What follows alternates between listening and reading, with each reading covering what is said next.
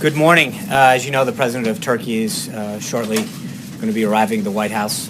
But prior to his arrival, as I promised, General McMaster is going to give an update on the president's trip that starts this Friday. And I know there are some additional questions regarding some news of the day. So without further ado, General McMaster.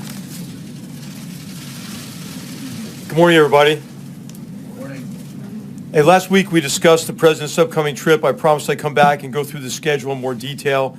I'm happy to do that today. And Sean tells me there's another topic you might want to talk about as well. So I'm happy to answer any questions about that after we go through the schedule here. But first of all, Secretary Tillerson will accompany the president for most of the trip, breaking off just before the G7 meeting. And as you know, the trip will begin in Saudi Arabia. It's a historic trip. After an arrival ceremony in Riyadh, the president will have coffee with King Salman, attend a royal banquet, and hold bilateral meetings with the king, the crown prince, and the deputy crown prince. He will also participate in a signing ceremony of several agreements that will further solidify U.S.-Saudi security and economic cooperation. That evening, the president and the first lady will join members of the Saudi royal family for an official dinner. The next day, the president will hold bilateral meetings with Gulf Cooperation Council leaders, as well as broader meetings with all of the Gulf state leaders. In the afternoon, he will meet and have lunch with leaders of more than 50 Muslim countries, where he will deliver an inspiring yet direct speech on the need to confront radical ideology and his hopes, the president's hopes, for a peaceful vision of Islam to dominate across the world. The speech is intended to unite the broader Muslim world against common enemies of all civilization and to demonstrate America's commitment to our Muslim partners. The president will then participate in the inauguration of a new center intended to fight radicalism and promote moderation. By establishing and operating this center, our Muslim friends, including Saudi Arabia, are taking a firm stand against extremism and those who use a perverted interpretation of religion to advance their criminal and political agendas. The president also looks forward to participating in a Twitter forum with young people who will be able to live tweet his remarks to people all over the world. The president will then continue on to Jerusalem, where he will meet with President Rivlin and lay a wreath at Yad Vashem. The president will then deliver remarks at the Israel Museum and celebrate the unique history of Israel and of the Jewish people, while reaffirming America's unshakable bond with our closest ally in the Middle East. Later that day, he will meet with Prime Minister Netanyahu. That night, the president and the First Lady will join the Prime Minister and Mrs. Netanyahu for a private dinner.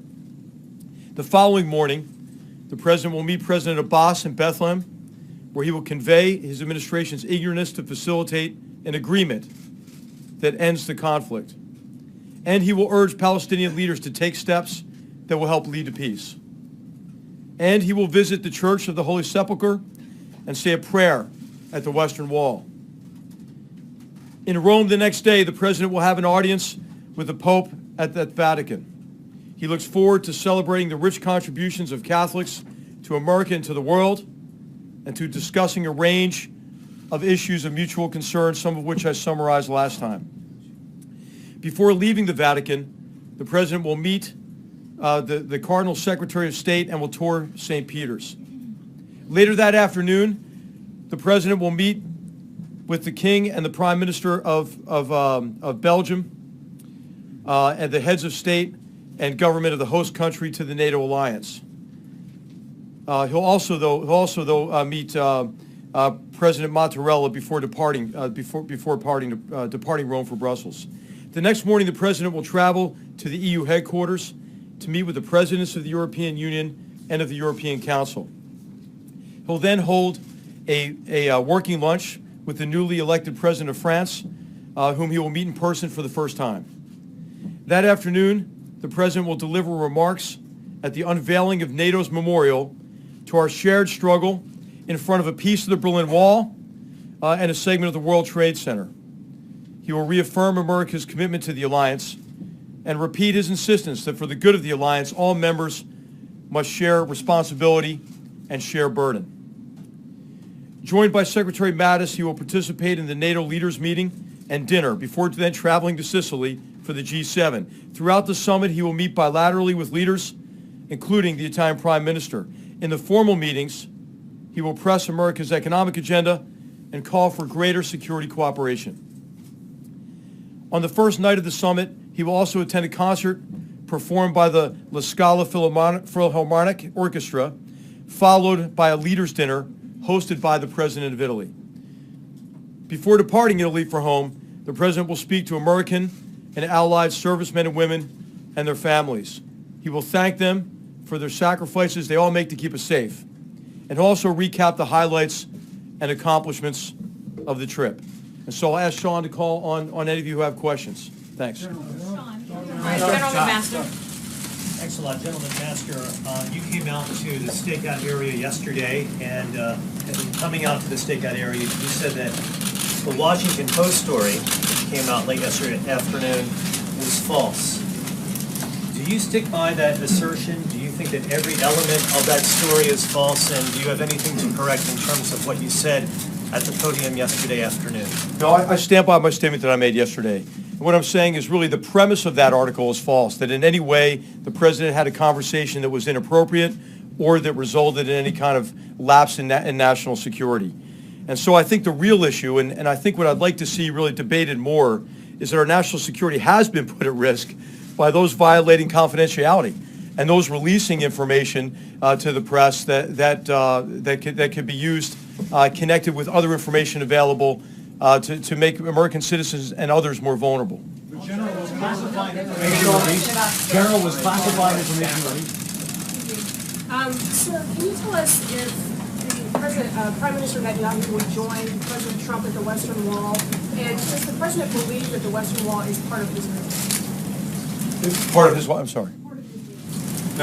No Israeli leaders will join President Trump to the Western Wall. He's going to the Western Wall mainly in connection with the theme to connect with three of the world's great religions and to advance, to pay homage at each of these religious sites that he's visiting, but also to highlight the theme that we all have to be united against what are really the enemies of all civilized people, and that we have to be joined together with an agenda of tolerance and moderation. General, I just want to try to dig into some details of this reporting on the President's conversations with the Russians. Are you denying that he revealed information that was given to the U.S. by an intelligence partner? So what we don't do is discuss what is and what wasn't classified. What I will tell you is in the context of that discussion, what the President discussed with the Foreign Minister was wholly appropriate to that conversation and is consistent with the routine sharing of information between the President and any leaders with whom he's engaged. Was it information the U.S. received from an intelligence partner? I'm not going to be the one to confirm that sort of information that could jeopardize our security. U.S. allies that do have these type of intelligence sharing relationships with the U.S. will stop providing that information? No, I'm not concerned at all. That conversation was wholly appropriate to the conversation, and I think wholly appropriate what the expectations are of our intelligence partners. If I can follow on that, General, have you reached out to foreign partners who might have contributed such information to the U.S. and talked to them about it, tried to reassure them? If so, what was their reaction? I have not, and I'm not sure what conversations have been held about that. Carol. Going back to what you were saying earlier, if there was nothing that the President shared that he shouldn't have shared, why did his counterterrorism advisor contact the NSA and the CIA about what he had said? Yeah, I would say maybe from an overabundance of caution, but I'm not sure. I mean, I've not talked to Mr. Bossert about that, about why he reached out. There, so what presumably you would understand why there was a reason to reach out. Sure, I was in the room. The Secretary of State was in the room, as you know. The Deputy Assistant, the Deputy Advisor for National Security, Dina Powell for Strategy, was in the room, and none of us felt in any way that conversation was inappropriate. Thanks, Sean. General, if you can tell us, When was the decision made to share that information with the Russians? Did the president spontaneously on the spot decide to give that information over? Or was there an interagency process or some kind of formal decision-making process in advance of that meeting with the Russians last week? Well, as you know, the president, it's wholly appropriate for the president to share whatever information he thinks is necessary to advance the security of the American people. That's what he did. As to your question on had that information been shared previously, I'm not sure about that. When did he make that decision, though, sir? When did he make the decision? When did he make the decision to share the information? He made the decision in the context of the conversation, which was wholly appropriate. So let's just, I think it's worth recapping one thing here. The president was meeting with the foreign minister about the terrorist threat. He had also raised some difficult issues. What we expected in terms of different behavior from Russia in key areas like Ukraine and as in Syria. But then the president was emphasizing, hey, we have some common interests here. We have to work together in some critical areas. And we have an area of cooperation with transnational terrorist organizations, ISIS in particular, an organization that had already taken down a Russian airliner and murdered over 200 people in October of 2015. And so this was the context of the conversation in which it was wholly appropriate to share what the threat was as a basis for common action and coordination. And did you make the decision in the moment then, during the context of that conversation? Excuse me. I want to follow up first with Jennifer's question, which you didn't answer about the Western Wall being part of Israel. Oh, that sounds like a policy decision for, and that's the president's intention. And I did answer the question in terms of what his intention is and where do you go with Israeli officials.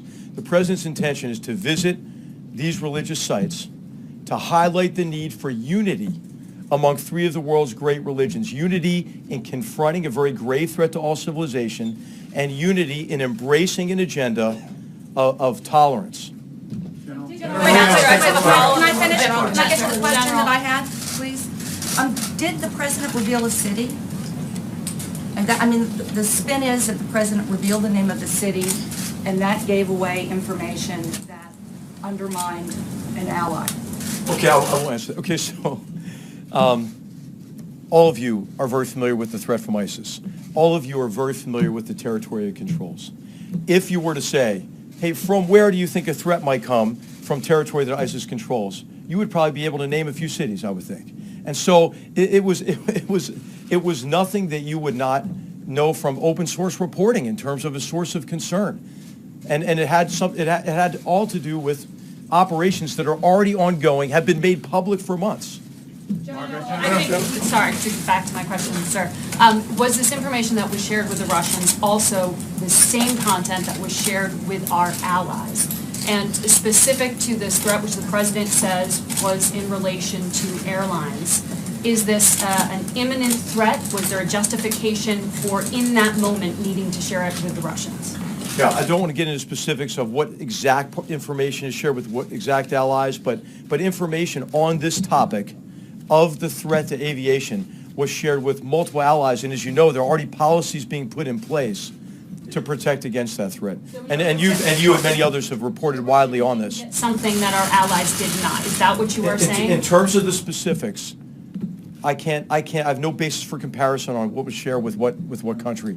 But I will tell you that it was our impression of all of us that were in the meetings, I've mentioned already, that what was shared was wholly appropriate given the purpose of that conversation and the purpose of what the president was trying to achieve through that meeting. General, when you came out after the story broke, you said that the president did not disclose any sources or methods. He did not reveal anything about military operations. Why were you denying things that were not even reported? What the report said is that the president revealed classified information that had been shared by one of our allies in the Middle East. So the question is simply a yes or no question here. Did the president share classified information with the Russians in that meeting? And as I mentioned already, we don't say what's classified, what's not classified. What I will tell you again is that what the president shared was wholly appropriate.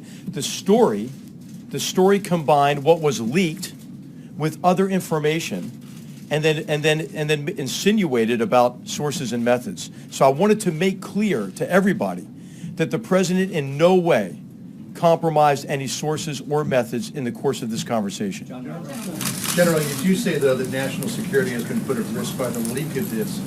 Do you have any idea how this got out, and what steps are you taking by virtue of discovering this, as you did, to try to limit the potential for any more leaks of national security information? I think national security is put at risk by this leak and by leaks like this.